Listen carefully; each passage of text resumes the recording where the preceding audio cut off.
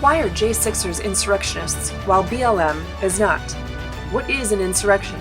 We must understand what an insurrection is and what a riot is. Now, many J6ers and BLMers remained peaceful protesters, and this video in no way says that all J6ers are good and all BLMers are bad. But the media, the courts, and the federal government are all keeping J6ers in the spotlight while completely ignoring the actions done by BLM for many months across the entire country. I'm constitutional attorney Catherine Henry. For more than 20 years, I've been fighting for the underdog. But since COVID began, I've devoted all my time and efforts to fighting against government tyranny and educating and empowering the public. So welcome to our next episode of Restore Freedom Weekly. Hands up! Don't shoot! Hands up! Don't shoot! No peace! No justice! No peace!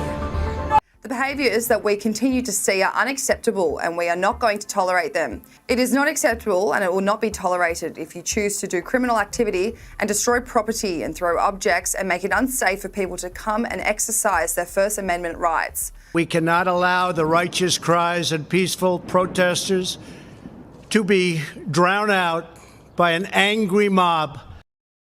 So what is an insurrection? In Season 3, Episode 5, we went over the legal definition of insurrection. We went over what the Constitution says about insurrection. And we analyzed clips from the January 6th events. To recap, an insurrection is characterized by Black's Law Dictionary as violent. And a riot is defined by Black's Law Dictionary as a violent disturbance by three or more persons acting with a common purpose that threatens or terrorizes the public. J6ers took to the nation's capital in protest. BLMers took to the streets nationwide. J6ers brought their protests directly and only to the government entity responsible for redressing their grievances. BLMers spread out throughout their entire cities, at times nowhere near government buildings. J6ers are charged with interfering with Congress's count of electoral votes, but no other government functions. BLMers purposely invaded highways and blocked access to government buildings, medical buildings, and other businesses. J6ers largely committed no property destruction, but the few who did destroyed government property. But BLMers repeatedly looted, spray-painted, and set on fire countless private businesses in cities across the country. If you need some facts on this, check out the DOJ's website, which shows that only 64 January 6ers are even charged with destruction of government property. But January 6ers also had a message that was very specific, clear, and well-targeted. They told Congress to actually investigate the thousands of counts of election fraud before certifying those fraudulently obtained electoral votes. Contrast that with BLMers' message, chaotic and violent actions punishing countless innocent business owners and instilling fear of immediate harm in the millions of Americans close to each of these self-proclaimed city takeovers, like in Portland, Minneapolis, Atlanta, etc.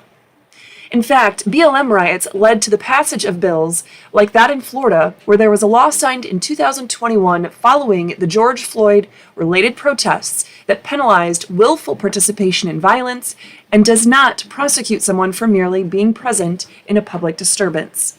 A patrol car on fire. And in Philadelphia, police vehicles torched as the crowd swelled. Protests erupting in Minneapolis last night, the powder keg of the crisis. Businesses set on fire as rage continues to boil over for the death of George Floyd, while in police grew violent, a police car burning. In New York, this police car in flames. In Atlanta, hundreds descending on CNN's Atlanta headquarters, defacing property and setting off fireworks.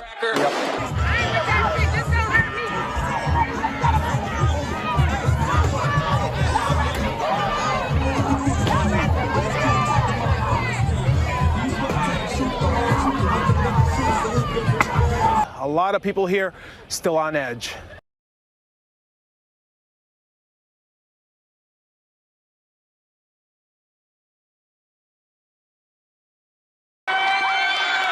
Overnight, growing national unrest. In New York City, dozens of looters seen kicking in windows and breaking into stores across Midtown Manhattan. Macy's iconic flagship ransacked. Reports of fires set inside. If we gotta do it the violent way, then that's what we're gonna do, because we're gonna get answers one way or another. Despite this, as of now, the media and the government sugarcoat and often ignore the violent and destructive actions by thousands of BLM protesters across the country, while characterizing all January 6ers as criminals, insurrectionists, and rioters, labeling J6ers as DOJ most wanted, even those who they allege were merely present at the January 6th protest. But then say Trump sending in reinforcements to stop the BLM rioting, looting, and violence was too harsh and provocative and would get in the way of BLMers' rights to keep protesting in this manner. Deploying federal security forces to Portland was a highly provocative move. Activists fear that such tactics may become a model for quashing protests in the run-up to the presidential elections in November. Really? It's provocative to stop literal rioting, looting, and violence? Now, there was undeniably unnecessary violence from people on both sides at the January 6th and BLM events, meaning violence committed by the protesters as well as law enforcement at these events. But we can't ignore the facts about the BLM events. A riot is defined by Black's Law Dictionary as a violent disturbance by 3 or more people acting with a common purpose that threatens and terrorizes the public. J6ers brought their protests directly to Congress, while BLMers brought their events to private businesses, residential neighborhoods, busy freeways, all across the country. J6ers are accused of interfering with the counting of electoral votes, while BLMers purposely invaded highways and blocked access to government buildings, medical buildings, and other businesses. The few J6ers who destroyed property only destroyed property within the Capitol building, while BLMers destroyed millions of dollars of government property, but even more damage to private homes and businesses. While J6ers were gone by the afternoon, BLMers orchestrated months-long, self-proclaimed city takeovers. So, like him or not, Trump was right about the BLM events like those in Portland. The leaders, these are anarchists. These are not protesters. People say protesters. These people are anarchists. These are people that hate our country. Indeed, some of those most impacted by the racist events leading to the BLM protests see the irony of this looting, rioting, and violence. It's counterproductive. It's counterproductive to what we're trying to achieve. And we're trying to achieve some safety for me. Some safety for me. This does not make me safe. Want to interact on this important topic?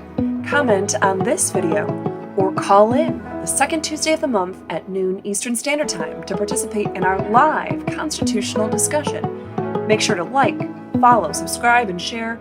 And remember, together we can restore freedom.